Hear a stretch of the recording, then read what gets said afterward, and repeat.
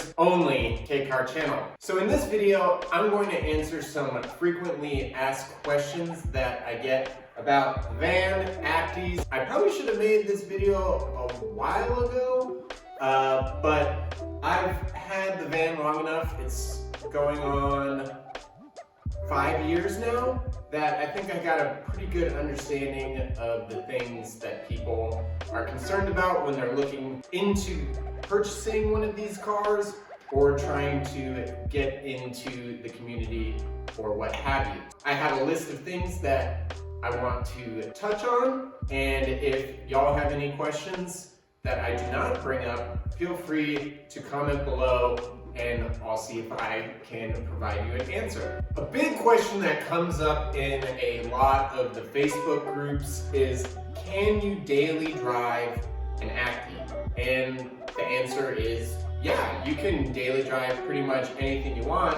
It just depends on your standard of comfort that you are expecting. So up until the timing belt broke on my van, I was daily driving my van for 4 years. I drove it probably 20 miles to work and back probably for half of that time. I do live closer to work now, but yeah, I drove it every day. I went on the highway. I've been to several meets down in Colorado Springs, which is about an hour and a half away from Denver, at the upcoming 4th annual charity Honda Acura show at Mike Maroney Honda. My good buddy Jake, aka the Honda Hoarder, has a meet down there, and I would drive down to this meet in the van going 60 miles an hour. You just stay in the right lane and you cruise. If you're fine with sitting in a tiny toaster shaped car for an hour and a half at 5,000 RPM going 60 miles an hour, yeah, you can daily drive anything. So that sort of segues into another question that I get a lot is, oh, you must get impeccable gas mileage. Yeah, it's pretty good. Some people say that these trucks can get 50 miles per gallon. I haven't seen anything that high in my 4 years of driving the van. My average is between 25 and 35 miles per gallon. On the high end, I'll get 40 miles per gallon if I'm not sending it down the highway at 60 miles an hour for extended periods of time. Also sort of related, I get how fast can they go, because a lot of people live in areas where there's a big highway system and they're concerned about getting onto the highway and safely commuting in that sort of environment. The short answer is no, the van is not fast. You can't really make it fast very easily. You're cruising at 100 kilometers an hour or 60 miles an hour at around 5,100 RPM, which is pretty screaming. You can send it up to 6,000 RPM. These engines do rev high, so you can do it. People have done it, but if you want to consistently go 70 miles an hour safely without worrying about breaking anything, I'd probably just get a Civic. You can do whatever you want with your car, but another question I get a lot is, where did I get it from? And sometimes I give a sarcastic answer that I got it from Japan, which, in my defense, is true, but I actually purchased it from Japanese Classics LLC, which is located in Virginia. They were really awesome. They worked with me on financing, and now, actually 4 years later, I own the van outright, which is really cool. But there's also plenty of other dealers that you can get either a truck or a van from. There's plenty of places in Hawaii if you're down there, in Texas, Florida. There's also All Things JDM. They're actually stationed in Japan, and he is an American, and he goes and buys Acties and other cars and sells them to people here. And I will also bring him up later in the video.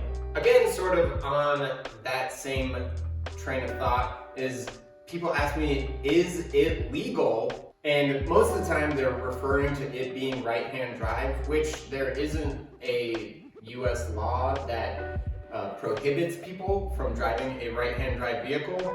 If you live in states like California, you might need to get it certified because their standards are much higher than elsewhere, like in Colorado. The short answer is yes, they're legal, but there's a bunch of little caveats in there. When it comes down to it, it really depends on what state and even what county in that state that you live in. Some states like Florida, Texas, they don't have any limitations, and you can register an Acty van, an Acty truck, Subaru Sandbar, Suzuki Carry, whatever you want, and you can drive it on the road and you can register it for road use. In other places, you can't register for road use certain types of K cars. In Colorado, where I live, you can't register a mini truck, like an Acty truck.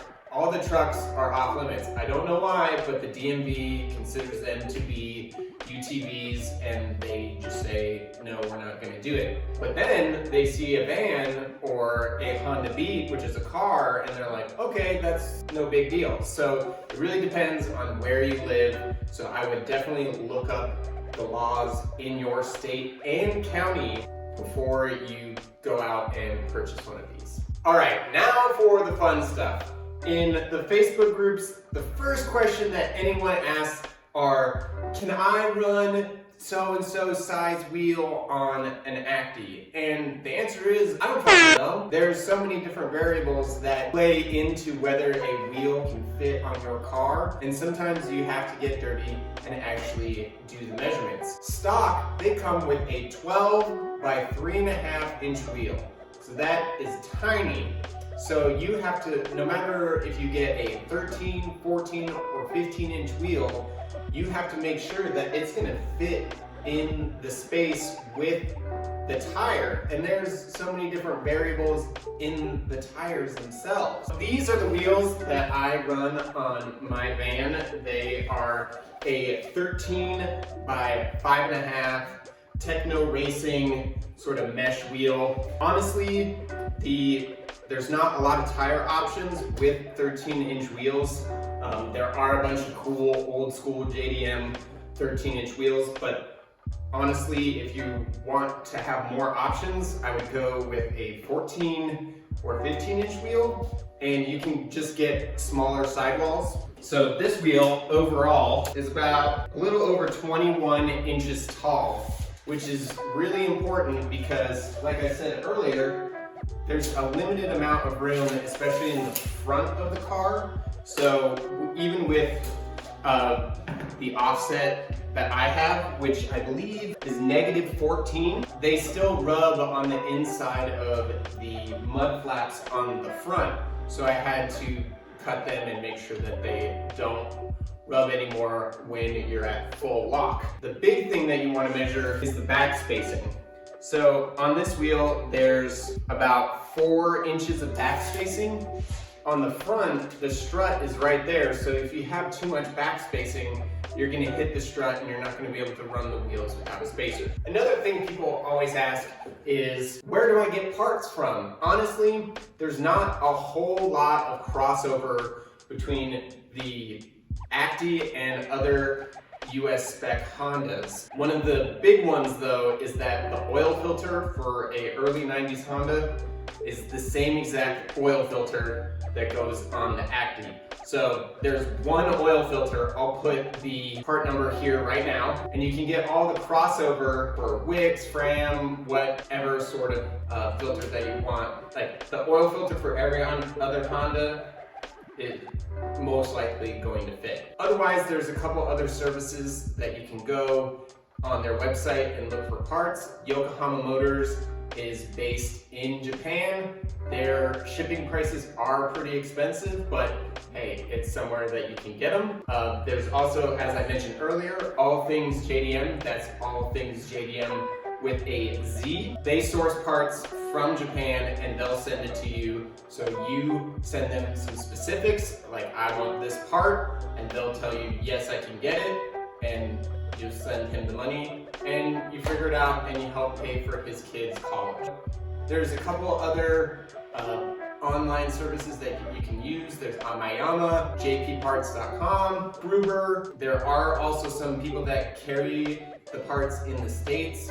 If you just search Honda Acty parts, a couple will pop up in your Google search. There's also OK parts if you're out in Guam. They have a bunch of stuff for all different makes and models. There are some little parts, random here and there, that do cross over, like the oil pickup gasket is the same as on a D16. Same thing with the head studs. Head studs are the same on an Acty E07A as on the D16. And now that we're talking about engines, we're getting into the biggest question and sometimes most frustrating question of them all. What swap can I put into my Acty? So the big question is always, what is the easiest bolt-in swap for an Acty? Like, the easy answer is that there really isn't an easy bolt-in option. Nothing is going to be completely bolt-in, plug and play, unless the engine that you're wanting to put into your Acty came out of an Acty. Nothing else is going to fit. The other option, which is if you've been following the channel for a little bit, I'm putting the E07A out of a Honda Beat into the Acty, and it even shares the same architecture as the Honda Acty engine, but there's still so many differences that a lot of people do not account for that will give you headaches later on down the road. A few of those differences are Beat engine, it's fuel injected, so the intake sticks up out of the floor, and the distributor is different, so it also sticks out the floor. And then the distributor gets in the way of the cable operated clutch mechanism in the Acty, so unless you want to switch over to a hydro clutch, that is going to be in the way. And then the cam's different, the water pump and the coolant hoses are different, the oil pan is different. It does luckily bolt up to 3 of the Acty motor mounts, which in the Acty there's only 3 motor mounts. In the Beat, there's a 4th one on the front of the engine that connects it to the firewall. In the Acty, it doesn't have that. There's nothing there because on a lot of the Acty models, as you may be aware of, they have 4-wheel drive, so there's a drive shaft going up through there. The Beat and any other E-Series engine is the closest that you're gonna get. Every other option, you're gonna either have to do some extensive fabrication work, such as cutting the floor out. It's not just gonna like plug in, you know, it's not that easy because this is a relatively new platform to us in the States, because these were only legal to import a couple years ago. There's not been as much research and development. There are people that are starting to make aftermarket parts for Actys. It's just not on the same level as a Civic, where that technology and time and effort has been around for almost 30 years. Also, since the Beat engine is fuel injected, and I mentioned earlier that the Acty is carbureted, at least in the older models, they are carbureted. The wiring is going to be different, so you'll need to get an ECU, either the factory one or an aftermarket ECU, which is the route I'm going because I do plan on turbocharging the engine, which is a feat in itself because you won't be able to turbo a carbureted Acty because carburetors don't like boost being blown through them. You'll have to set up a draw-through setup, which is more fabrication and time that a lot of people aren't expecting. All right, sorry that was extremely long-winded, but I felt like I needed to put it out there. It can be a resource for people that are wanting to get one of these cars or be a part of the community and just have questions that are easily answered in one place rather than putting yourself out there for the sharks to feed off of you in some forum or Facebook group. So hope that helps. If you have any other questions, feel free to comment below and I'll do my best to answer them to the best of my ability. Also, a quick little merch plug. So I did make these Honda Acty t-shirts. They're really awesome. They're on really soft next level shirts, and you can rip off the tag so it doesn't itch. It's a 5-color print, super cool. I obviously made an Acty because I have an Acty, but I will be trying to make other brands and other makes and models in the future, but that's what I have for now. I also have some new Milehighkei stickers. So here's like the round emblem with the front of the van, and it says Milehighkei. And then here's an actual cutout sticker of the Panda van. These are all on my Big Cartel store. It's 660club.bigcartel.com. Get them while you can. I made a limited amount of them at first, but I will hopefully be making more in the future. But again, thank you for sitting through this long-winded video. I hope it was informative. Again, if you have any questions that I did not bring up in this video, be sure to comment below. Leave a like and subscribe if you're new around here. I do a bunch of stuff with my van, working on the swap in progress, as you can see down there. But again, that's it for now. Thanks for watching. Remember, keep it small.